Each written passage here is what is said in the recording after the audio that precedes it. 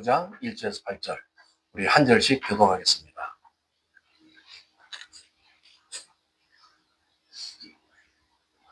아합이 엘리야가 행한 모든 일과 그가 어떻게 모든 선지자를 칼로 죽였는지를 이세벨에게 말하니 이세벨이 사신을 엘리야에게 보내어 이르되 내가 내일 이맘때에는 반드시 내 생명을 저 사람들 중에 한 사람의 생명과 같게 하리라. 그렇게 하지 아니하면 신들이 내게 벌 위에 벌을 내림이 마땅하니라 한지라. 그가 이 형편을 보고 일어나 자기의 생명을 위해 도망하여 유다에 속한 브엘세바에 이르러 자기의 사환을 그곳에 머물게 하고 자기 자신은 광야로 들어가 하룻길쯤 가서 한 로뎀나무 아래에 앉아서 자기가 죽기를 원하여 이르되 여호와여 넉넉하오니 지금 내 생명을 거두시옵소서. 나는 내 조상들보다 낫지 못하나이다 하고 로뎀나무 아래에 누워 자더니 천사가 그를 어루만지며 그에게 이르되 일어나서 먹으라 하는지라. 본즉 머리맡에 숯불에 구운 떡과 한 병 물이 있더라. 이에 먹고 마시고 다시 누웠더니 여호와의 천사가 또다시 와서 어루만지며 이르되 일어나 먹으라. 내가 갈 길을 다 가지 못할까 하노라 하는지라. 이에 일어나 먹고 마시고 그 음식물에 힘을 의지하여 40주 40야를 가서 하나님의 산 호렙에 이르니라. 아멘. 오늘 정신건강과 회복 이런 주제로 하나님 말씀을 선포하겠습니다. 오늘 이제 마더스데이라서 우리 어머님들이 얼마나 정신적으로 건강해야 되는지 또 영적으로 얼마나 건강해야 되는지 지금 그러지 못하다면 빨리 회복해야 되는 그런 우리의 사명을 오늘 같이 좀 나누길 원하는 것입니다. 오늘 이제 엘리야의 사건이 기록되어 있는데 엘리야는 아주 영적인 위대한 능력 사역자죠. 그래서 이 갈멜산에서 강력한 영적 전쟁을 승리를 이끕니다. 거기 이제 그 앞에 내용을 살펴보면 이 바알의 선지자 450명, 또 아세라 선지자 400명, 합쳐서 850명과 대결을 하는 거예요. 850대 1의 대결에서 대승리를 거두고 이제 완전히 그 850명을 다 죽입니다. 그래서 이걸 통해서 하나님, 여호와 하나님은 완전한 하나님이시고 산 하나님, 참신이다. 이것을 이제 선포하는 놀라운 영적 그 승리를 거둡니다. 그러나 곧바로 이제 자기의 선지자를 죽인 그 안갚음으로 이제 이세벨 왕후가 협박을 하죠. 너 내일 이제 죽이겠다. 이랬을 때 거기에 눌려가지고 그 두려움 때문에 도망가면서 영적인 우울증에 빠지는 장면입니다. 위대한 엘리야도 사실상 영적 승리를 하고 나서도 저렇게 영적 우울증에 빠지고 있는데 하물며 우리는 어떻게 하겠어요? 우리가 어떤 이 삶의 영역에서 또 주님과의 어떤 관계를 해결해 나가는 과정에서 우리가 참으로 이렇게 준비를 못한다면 어떤 때는 그런 많은 스트레스와 어려움과 또 이런 영적인 억압과 우울증에 빠질 수도 있다는 얘기죠. 그래서 결국은 엘리야는 이제 광야로 도망을 갑니다. 도망가서 거기서 이제 죽기를 요청합니다. 거기 이제 본문에 보면은 4절에 하루 동안 도망간다는 말이 나오죠. 하루 동안은 한참 멀리 도망간다. 얼마나 두려웠으면 그 왕후를 이제 피해가지고 이스라엘 왕후를 피해서 멀리 안 보는 광야로 가서 도망가서 거기서 이제 주님 나 죽여주세요. 내가 어떻게 살겠습니까? 나를 돕는 사람 아무도 없고 그 이제 위험이 있을 때 나는 이제 오히려 살 가망이 없습니다. 이렇게 요청했죠. 이에 대해서 이제 그 6절, 7절을 보면 하나님께서는 바로 엘리야를 회복시키는 그 내용이 나옵니다. 천사들, 그 무인지경인데도 천사를 보내가지고 떡과 물을 준비해서 먹게 하고 또 힘을 내게 해서 푹 쉬게 한 다음에 이제 호렙산, 바로 하나님의 영광이 있는 그 호렙산으로 가게 하는 거죠. 거기서 이제 위대한 이제 사명이 다시 주어집니다. 오늘 이런 내용을 통해서 우리도 우리의 삶 속에 어떤 어려움이 있을 수가 있어요. 오늘 이 시대를 살다 보면은 많은 어려움이 있습니다. 이 현대 삶의 제일 그 위험한 게 뭐냐? 스트레스예요. 병의 원인 중에 제일 그 핵심적인 병의 원인이 바로 스트레스다. 이 스트레스로 사람이 막 죽어갑니다. 그래서 그런 고통 속에서 삶을 살다 보면 우리 그리스도인들도 예외가 아닙니다. 우리 그리스도인들도 삶의 환경에서 오는 많은 스트레스를 잘 감당할 수 있어요.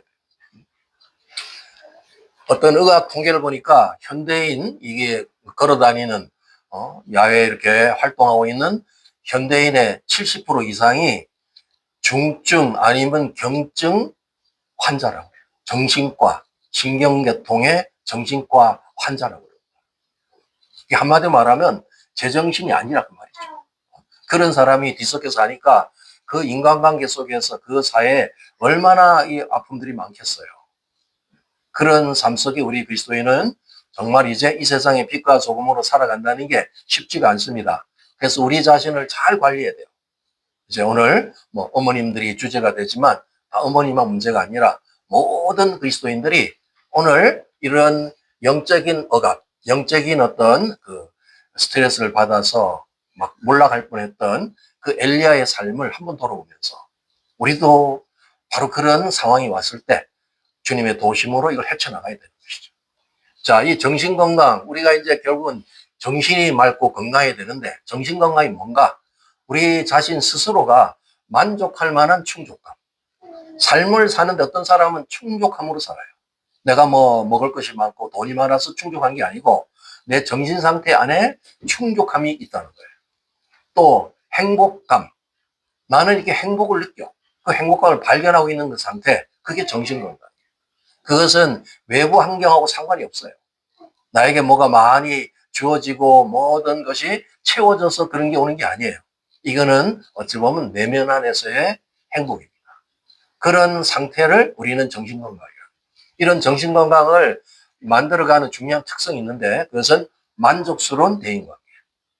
어떤 사람하고도 어울릴 수 있고 어떤 사람하고도 관계를 할 수 있는 거기에 어떤 갈등이 없는 원만한 관계. 이런 것이 이제 정신건강이에요. 나는 꼭 어떤 사람하고만 만나고 또 만나지 않을 사람을 딱 선별해 놓고 막 이렇게 살면은 그는 건강한 게 아니에요. 누구라도 나는 대할 수 있는 만족스러운 관계. 이런 것을 해야 돼요. 또 자기 자신을 돌아보면서 자기를 스스로 용납하고 때로는 자신감을 가지고 이게 이제 아주 우리는 자존감이 높아야 됩니다. 그리스도인으로서 하나님의 자녀로서 그 자존감이 있어야 돼요. 그 자존감하고 헷갈리는 단어는 어떤 단어가 있죠? 자존감은 좋은 건데 예? 자존심은 안 좋은 거예요. 그거는 고집 뭐 이런 것이 나타나기 때문에 자존감은 주님 말씀 나의 유혹 이런 걸 생각하면서 자기를 좀 이렇게 건강하게 볼 수 있는 눈이 있어요. 또 사람은 살다 보면 실수를 해요. 우리가 많은 실수가 있지만 거기서 좌절하는 게 아니고 자기를 돌아보면서 자기를 또 반성할 줄도 알고 또 자기를 볼 수 있는 눈, 통찰할 수 있는 이런 능력이 있을 때 회복이 됩니다. 그리고 삶을 살아갈 때 만족한 삶의 철학이라는 우리 그리스도인은 하나님 주신 그 비전이 있어요. 삶의 분명한 목표와 목적이 있습니다. 그런 가치관을 갖고 살면 나는 건강할 수가 있어요. 또 내 안에 이제 어떤 때는 이 고통과 갈등이 있을 때 그런 내적 갈등을 빨리빨리 해결할 수 있고 거기서 해방될 수 있는 이런 능력. 이게 정신건강이에요. 그래서 이 세상을 주도하고 앞으로 정말 이 세상에서 이제 우리가 만족하고 행복하게 살려면은 정신건강이 있어야 돼요. 그 정신건강 안에는 영적 건강도 포함되어 있는 얘기입니다. 그러면 이제 정신적인 위기가 뭐냐? 위기라는 건 뭘 말할까요? 이걸 잘 누리다가 외부에서 오는 어떤 강력한 충격, 나를 이제 건드리는 거죠. 또 내적으로 오는 어떤 충격, 이런 것 때문에 내가 그동안에 잘 누리고 있던 이 평화, 이 삶의 또 심적인 균형, 이런 게 다 파괴되고 있는 거예요. 순간에 무너져 버리는 거. 그게 정신적 위기다. 어떤 분들은 하루에도 몇 번씩 위기를 당해요. 아침에서 잠들 때까지 엄청난 그 충격을 받고 그 위기 상태에서 사는 사람이 있어요. 그럼 이제 나중에 정신병원에 입원하게 돼요. 반드시 그런 일이 있을 수 있지만 저것을 처리해야 돼요. 오늘 그것이 주제죠. 대개 이제 정신적 위기가 심할 때는 한 달에서 한 달 반. 이때가 굉장히 심합니다. 스트레스가 오고 막 감당할 수 없는 이런 어려움이 왔을 때 이때를 잘 관찰하고 해결해야 돼요. 어떤 사람이 이때 방치해버려요. 에이, 그래가지고 뭐, 어디를 가지고 이렇게 사람들한테 알리지도 않고 숨어버린다든지. 그런 걸 소위 뭐 잠수 탄다 그러죠. 그런 식으로 가면은 문제 해결이 안 됩니다. 이럴 때 철저하게 나를 도울 수 있는 사람을 찾아야 돼요. 영적인 리더십, 또 그런 멘토들, 때로는 상담가, 이런 사람들을 통해서 내적인 치유를 잘 받아야 됩니다. 그렇지 않으면 사람은 대개 이런 충격이 왔을 때 이거를 해소하기 위해서 다른 대체 수단을 찾아요. 그렇게 찾다가 빠지는 게 바로 중독입니다. 오늘 우리 LA는 수 없는 중독 환자들이 있습니다. 중독도 다양하죠. 뭐 어린애에서부터 시작된 이 게임 중독서부터 시작해가지고 뭐 알코올 중독, 마약 중독, 도박 중독, 인생을 망가뜨리는 거예요. 그러니까 이런 치유가 안 된 사람이 나타난 증상은 중독으로 갑니다. 크든 적든 저런 현상이 있기 때문에 빨리 이런 위기가 왔을 때 빨리빨리 대처할 수 있는 그 능력. 우리는 이제 주 예수님을 믿고 또 우리 안에 내주하시는 성령님이 우리를 도우려고 보혜사로 계시기 때문에 그분을 의지하면은 이런 문제에서 빨리빨리 해방될 수가 있어요. 방치하지 말고 적극성을 띠라는 거죠. 만약에 어떤 위기가 왔을 때 잘 대처하게 되면은 우리는 그 다음에 어떤 위기가 와도 사실은 자신이 있게 돼요.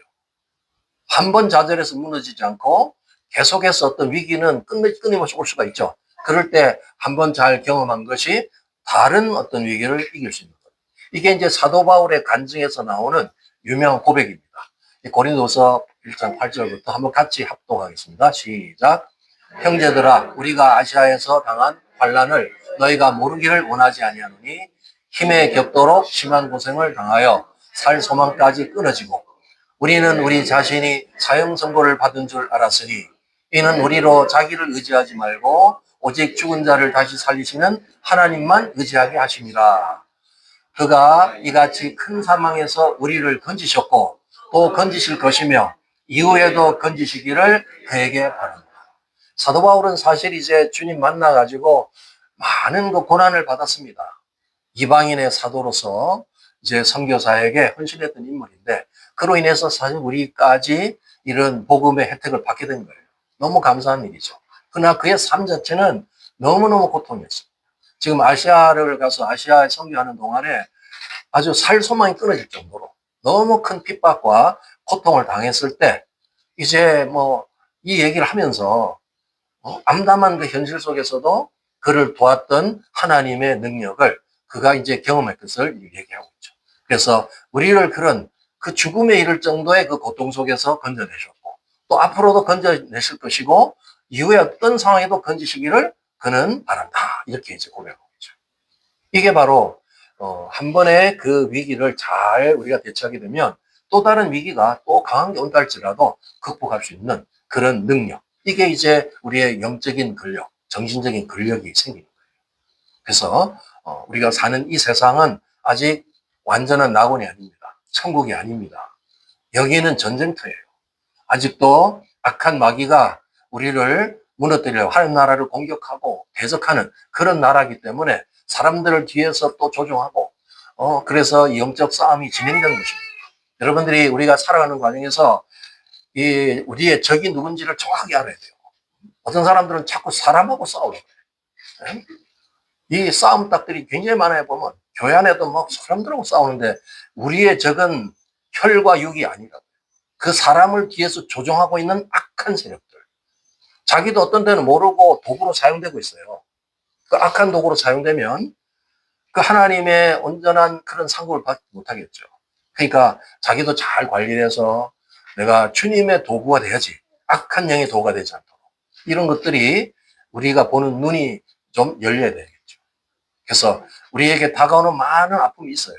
위기가 있을 수 있어. 전혀 생각지 않는데 막 뒤통수를 맞는 수 있고 여러분이 길 가다가 뒤통수 한번 맞아보셨어요? 정신이 없습니다. 이게 어디서 뭔 때문에 이런 일이 있는지 그럴 때 이런 위기를 두려워하지 말고 나를 돕고 적극적으로 나를 이끄시는 그 우리 안에 성령님을 의지해서 이걸 헤쳐나간다. 사도 바울이 이제 담대하게 그 위기 속에서도 이제 이렇게 자기가 성공했던 얘기를 하고 있죠. 자, 우리가 오늘 이 시대에 정말 많은 어려움이 있는데 그냥 유행처럼 되는 그 병이 바로 이 우울증이라는 거예요. 우울증이 너무 많아졌어요. 이 젊은 아이서부터 요새는 초등학생도 우울증에 빠져요. 뭐 이게 유행시 되는데 보통은 이제 중년기나 노년기쯤 왔을 때 오는 그런 증상이 돼야 되겠죠. 근데 지금 이게 너무나 많은 역사를 하고 있어요. 우리가 중년이나 노년이 되면 이제 젊음이 상실됩니다. 건강을 유지하고 싶어도 이제 늙어가죠. 힘이 아무래도 붙여요. 또 어떤 경우는 그가 누리고 있던 가치를 잃어버릴 수도 있어요. 그동안에 젊을 때는 막 그 자기 가치관을 가지고 살다가 그런 것이 어느덧 잃어버린 수도 있고, 또 어떤 때는 그 삶 자체가 너무 무료해요. 소위 이제 다람쥐 쳇바퀴 돌듯이 계속 돌긴 돌지만 너무나 그게 무의미하게 느껴지는 그런 걸 어떤 공허라고 그러잖아요. 또 이제 이 어머니들한테 많이 찾아오는 병 중에 빈둥지 증후군이 있습니다. 많이 들어보셨죠? 이 새가 이제 자기 새끼를 둥지에서 까가지고 그 새끼를 양육할 때가 있죠. 그럴 때는 새끼 수대로 열심히 일을 합니다. 가서 뭐 어디 벌레 없나 해가지고 벌레 물어와가지고 한 녀석씩 입에 탁탁 물어줘요. 그러면 또 가서 또 날라서 물어주고 이래가지고 새끼를 막 이렇게 잘 길러놓죠. 근데 어느 날 새끼는 이제 커서 거기를 떠나갑니다. 이제 둥지가 비었어. 그런데도 습관적으로 또 벌레를 물고 와요. 오니까 아무도 없어. 그럴 때 느끼는 그 허무함. 그런 게 빈둥지증입니다. 오늘 우리 한국인들한테도 굉장히 많은 이 병입니다. 그동안에는 자녀를 위해서 애쓰고 열심히 양육하고 이 아이들이 이제 다 뭐 성공해서 이제 집을 떠나게 되면 그 공허함이 탁 찾아오는 거예요. 이럴 때 우리 내면 안에는 이런 좌절감, 어떤 때는 무력감, 우울증이 오기 쉽다는 거예요.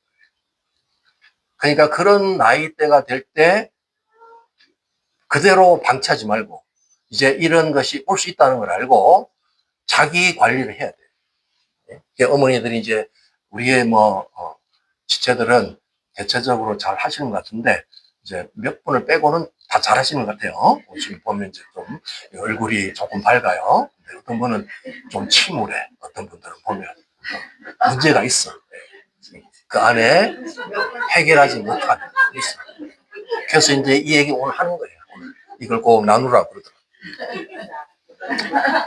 이제 중요한 거는 내가 그 대상이 될 수 있다는 거죠. 그건 자연스럽게 받아들여야 되는데 이걸 이제 어떻게 대처하는가 중요한 거예요. 뭐 우울증이 있을 수도 있다 이거예요. 그러나 거기에 빠져서 인생을 망가뜨리지 말라는 거죠. 자, 한번 거기 유명 격언이 나와 있죠. 한번 따라해 보시겠습니다. 바쁜 꿀벌은 슬퍼할 겨를이 없다. 꿀벌이 꿀을 따다가 이렇게 저장하고 왔다 갔다 일할 때는 언제 슬퍼할 겨를이 있냐. 열심히 일하는 꿀벌은 슬픔이 없어. 꿀벌이 우는 거 봤어요? 눈물 흘리고 있어? 서럽다 이러면서. 그런 거 없어. 꿀벌은 그럴 틈이 없어. 열심히 여왕벌의 명령을 따라가지고 이 꿀을 만들어서 우리를 먹이고 있잖아요. 얼마나 감사합니다. 여기서 이제 우리 힌트인데 옛날 할머니들은 우울증 그런 거 없었어요. 병명이 없었다니까. 왜 그런지 잘 아시죠? 옛날 할머니들은 애를 많이 낳았어요. 기본이 한타스. 그래서 이제 어머니들이 모여서 항상 인사하면은 첫 마디 그거야. 당신 애가 몇이요? 이거야. 그럴 때 나는 12이요. 15이요. 이러면 다 뿌듯하잖아. 여자답게 이 사명을 이제 했다 이거죠. 근데 나는 하나요. 이러면 창피해가지고 어디에 말도 못 꺼내. 이 세상이 완전히 바뀌어졌죠. 지금은 이렇게 애 많다 그러면 막 야만이라 그러는데 그거 아닙니다. 여자는 애를 많이 낳는 게 좋은 거예요. 유대인들도 기본이 8명이에요. 8명을 목표로 만나요. 그러니까 이슬람은 더 나. 이구 정책으로. 그래가지고 18억이 됐어요. 인구로 누르는 거야. 그 인구 정책이 막 목표들 가죠. 전 세계를 이슬람 하는 거야.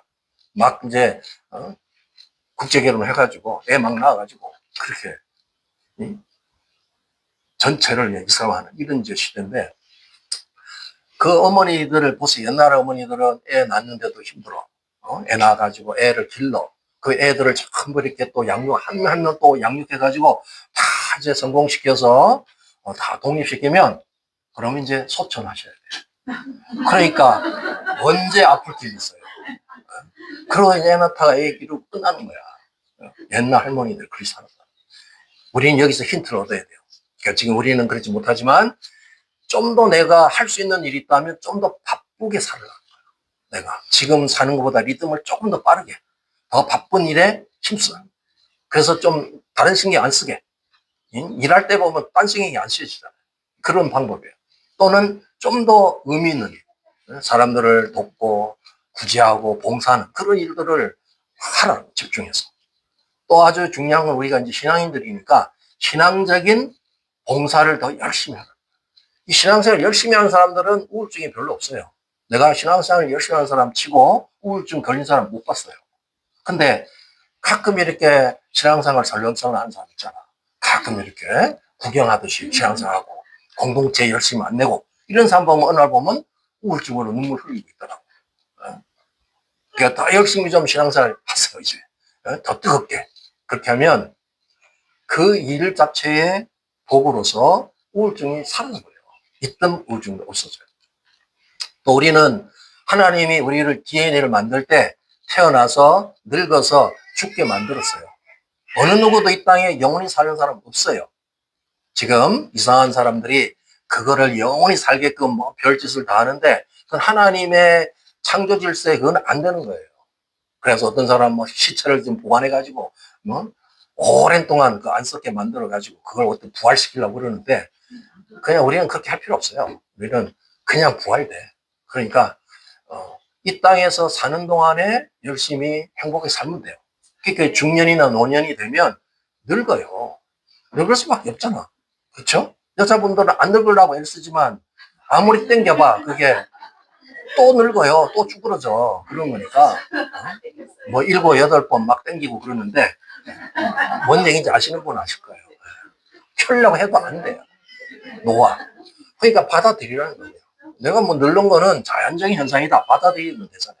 그러니까 이 젊을 때 자기 그 뭐 아름다운 몸매, 뭐 아름답던 미 이런 것만 생각해가지고 자꾸 어느 날 보니까 자기가 이상한 몸으로 변하고 있는 거예요. 슐렉이 돼 있어, 슐렉이.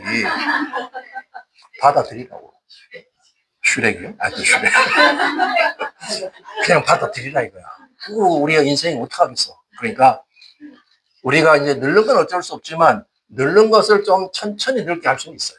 그게 노화의 지연이야. 노화를 방지는 못해요. 나 좀 천천히 늙게 하는 거. 그게 바로 이제 이렇게 우리 육체에다가 또 운동도 하고 또 기분 전환도 하고 어떤 일에 집중하면은 노화가 사실 지연돼요. 제가 어디 이렇게 뭐 세미나 간다든지 처음 만나는 모임에 가면 저를 굉장히 이렇게 좀 젊게 봅니다. 여러분이 저를 어떻게 볼지 모르지만 그래가지고 어떤 뭐 목사님하고 뭐 세미나 갔더니 자기는 50대인데 나를 보더니 나하고 연배가 비슷하네요. 앞으로 친구하자고 그러더라고. 그래서 내가 어떻게 했어요? 아무 말 안 했죠. 그렇게 막 다른 사람 보면 막 늙고 있어. 근데 제가 이 비결을 알기 때문에 어떻게든 노화를 지연시키려고 저는 애를 쓰고 있어요. 열심히 매일마다 이렇게 운동하고 또 이제 기분 좋게 마음을 가꾸고 이렇게 하잖아요.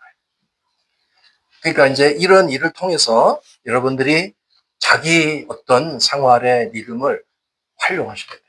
내가. 그러면 삶의 전환이 일어나죠. 그러나 이제 더 중요한 건 뭐냐? 영적인 대처방. 우리는 영생을 사는 사람이고 육은 날마다 후퇴하고 우리의 육은 점점 늙어가지만 우리의 속사람은 날마다 새롭고 날마다 강해진다고 얘기했잖아요. 그러니까 우리는 영적인 대처 방법이 필요한데 이것은 우리 주님이 우리 각자를 구원할 때 하나님이 부르심이 있어요. 그런데 지금 수십 년을 예수를 믿어도 부르심을 모르는 사람이 있어. 너무 안타까워요. 하나님 여러분 그냥 부른 거 아닙니다. 구원받았으니까 그냥 잘 먹고 잘 살다가 천국 와라. 그거 아닙니다. 여러분 각자의 부르심, 그 사명, 그리고 나에게 주님이 어떤 비전을 주셨나. 이거를 확인하셔야 돼요. 이제 오늘 마더스데이를 맞아서 혹시 그것을 놓쳤다면 그 사명을 다시 확인하셔야 돼요. 사명이 있는 사람은 죽지 않습니다. 사명이 있는 사람은 늙지 않습니다. 날마다 씩씩할 수 있어요. 그 사명이 나를 이끌어가기 때문에. 잠언 29장 18절 한번 같이 읽겠습니다. 시작. 묵시가 없으면 백성이 방자에 행하거니와 율법을 지키는 자는 복이 있느니라. 이 묵시라는 말이 바로 비전이죠. 영어로 비전이라고 얘기했어요. 하나님의 자녀, 하나님의 백성이 비전을 잃어버리면 그는 방자에 행한다. 온갖 쓸데없는 이런 어둠에 잡히게 된다. 그래서 우리가 누구보다도 내가 어떤 부르심을 갖고 있는가, 주님이 나를 왜 구원했을까, 나는 천국에 어떤 유업을 갖고 있나, 이런 비전을 확실히 해가지고 그 비전을 이루게 살면은 뭐 이런 문제들 별 문제 없어요. 우울증 그런 게 나한테 문제가 안 돼. 욥도 어마어마한 고난을 당했습니다. 그 욥기 자체는 고난의 장이라고 할 수 있을 정도로 그 위기를 맞이했죠. 그러나 욥은 이 비결을 깨달은 거예요. 한번 같이 읽겠습니다. 42장 5절 시작. 내가 죽게 대하여 귀로 듣기만 하였사오나 이제는 눈으로 주를 배웠나이다. 그 위기와 고난 속에서 욥은 귀로 듣는 신앙, 이제 듣기만 하는 신앙이 아니고 눈으로 보는 신앙, 이것은 영적 차원이 성장했다는 얘기예요. 영적 성숙을 이뤘다는 거예요. 그걸 통해서 이제 그가 빼앗겼던 모든 기억, 예전에 잃어버렸던 모든 것을 회복시키고 모든 게 더블이 됐죠. 그 더블 포션이라고 그러잖아요. 그것이 영적 성숙을 통해서 이루어졌다는 거예요. 그러니까 우리가 이런 어떤 좀 위기가 온다 할 때 주님하고 더 가까이 나가요. 다른 데서 뭘 찾으려 하지 말고 그 온전한 완전하신 그 주님 앞에 나가서 주님하고 깊은 교제에 빠지는 거예요. 그걸 통해서 영적 성숙을 계속 이루어가면 이런 위기는 다 사라져요. 그래서 우리가 어느 때보다도 내가 느슨해질 때 오는 것이 바로 어둠의 역사다. 내가 주님하고 충만하면 주님이 알아서 다 보호해요. 우리를 불성각으로 딱 지켜줘요. 그러니까 그런 틈이 없는데 이게 주님 관계가 느슨해지고 틈이 많으면 어둠들이 들어와서 나를 막 억압하는 거예요. 그게 이제 일종의 그런 문제들이죠. 그리고 오늘 할머니한테 배운 중요한 교훈처럼 이제 이런 어떤 위기가 온다면 영적으로 어떤 문제를 해결할 수 있는가?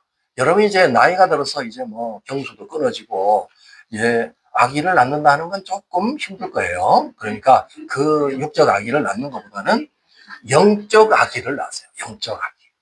주변에 영적 아기는 얼마든지 나올 수 있어요. 여러분이 관심만 가지고 중보기도 하면서 이렇게 살펴보세요. 여러분의 자녀가 될 많은 대상이 있습니다.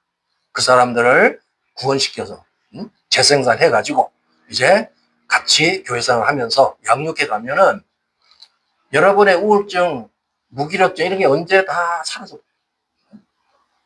그 영혼 하나 다루는 것도 애 기르는 것만큼 힘듭니다. 그러니까 집중할 수가 있어. 그렇게 해서 그들과 같이 또 신앙생활 하다 보면 이게 또 천국의 상급을 쌓잖아요. 그죠?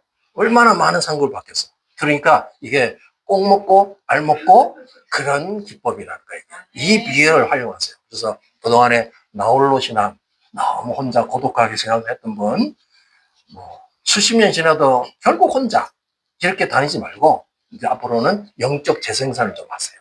주변에 조금만 던지면 지금 이렇게 막 갈급한 사람이 너무 많습니다. 단 한 성도가 지금 50%가 세상에 떠돌아다니고 있어. 그런 사람한테 조금 이렇게 우리 주님 이제 여기 새로운 성장에 왔다 이러면서 해가지고 한번 와봐 이러면서 이제 신앙을 회복시키고 그렇게 해서 관심을 가져보세요. 여러분이 살아나. 그래서 우리의 정신적인 무기력증, 우울증 이런 증상은 이런 방법으로 해결할 수 있어. 뭐 어려운 방법이 아니에요. 약 안 먹어도 돼. 그러나 이제 제가 한 가지 더 좀 권면하고 싶은 것은 이미 그런 증상이 오잖아요. 어떤 때는 주기적으로 오기도 하고 반복적 어떤 현상이 오면은 그럴 때 벌써 여러분이 어둠에 장악됐다는 걸 아셔야 돼요. 이 어둠의 영은 어떤 빌미가 있으면 그냥 와서 지배해요. 우리가 그래서 영적으로 깨어 있어야 되는데 이제 내 심령 안에 나도 모르게 와서 장악하고 있는 이 어둠의 영들이 있습니다. 아주 대표적으로 우울증이에요. 침울해요. 사람이 이렇게 침울해. 웃질 않아요. 웃는데 같이 웃는데 안 웃어. 집에 가서 혼자서 웃고 그런 짓 하지 말고. 같이 이렇게 감정 표현도 좀 하고. 근데 이게 안 된다고. 이게 침울이 딱 잡고 있으면 네가 뭐 왜 웃어? 이러면서 못 웃게 탁 만들어. 침울해요. 이상한 영 많죠. 스트레스 영 기본적으로 누르는 영들이 있어요. 이런 거를 방치하지 말고 영적인 전쟁을 벌여야 됩니다. 그래서 혼자 어려우니까 도움을 구하라고. 영적 전문가들 있잖아요. 정 안 되면 저한테로 오세요. 그러면 영적 전쟁을 벌여서 그 영을 쫓아내고 예수님의 권세로 제압할 수가 있다고요. 수없는 사람이 살아났는데 여러분이 그렇게 혼자서 그렇게 고통당하지 말라는 거죠. 오늘 이런 내용을 통해서 정말 건강한 어머니가 돼요. 이 집안의 어머니가 건강하지 않으면 자녀는 희망이 없어요. 엄마가 항상 튼튼하고 건강하고 소망이 넘치고 그래야지 애들이 그 어머니를 찾아오고 마더스데이도 찾아오고 우리 애들이 막 찾아오잖아요. 엄마를 찾아오잖아. 그런 것처럼 건강해야 돼요. 어떤 집은 오고 싶어요. 맨날 이 침울해가지고 온갖 이런 인상 쓰고 있으니까 안 오라고 그러지 말고. 오늘 이 말씀이 여러분에게 진정한 그런 심령의 말씀이 되어서 이제 우리의 모든 이런 우울함, 또 우리의 이런 무기력증을 다 몰아내고 진정한 그런 하나님의 자녀로서 또 어머니로서 열매 맺는 그런 시즌이 되길 예수 이름으로 축복합니다. 네, 우리 다 같이 오늘 기도하겠습니다. 오늘 들은 말씀 듣고 기도할 때 내가 지금 어떤 정신적으로 또 결함이 있거나 또는 영적인 병적 증상이 있다면 그것을 주님께서 구체적으로 좀 알려달라고, 깨워줘 달라고 그렇게 기도하시기 바랍니다. 그러나 그런 위기가 있다 할지라도 내가 또 정신적으로, 영적으로 잘 대처하고 우리를 도우려는 그 성령님의 그 도움, 또 예수님의 권세, 능력으로 잘 치유받을 수 있도록 위해서 기도하시고 온 세상 열방, 또 정말 주님의 은혜로 구원받고 회복돼야 됩니다. 추수돼야 합니다. 그래서 지금 많은 전쟁과 이런 소요 속에서 수없는 생명이 죽어가지만 이제 이런 일을 통하여 하나님의 뜻이 이루어지고 하나님 나라가 온 세상에 이제 통치할 수 있는 나라가 되겠습니다.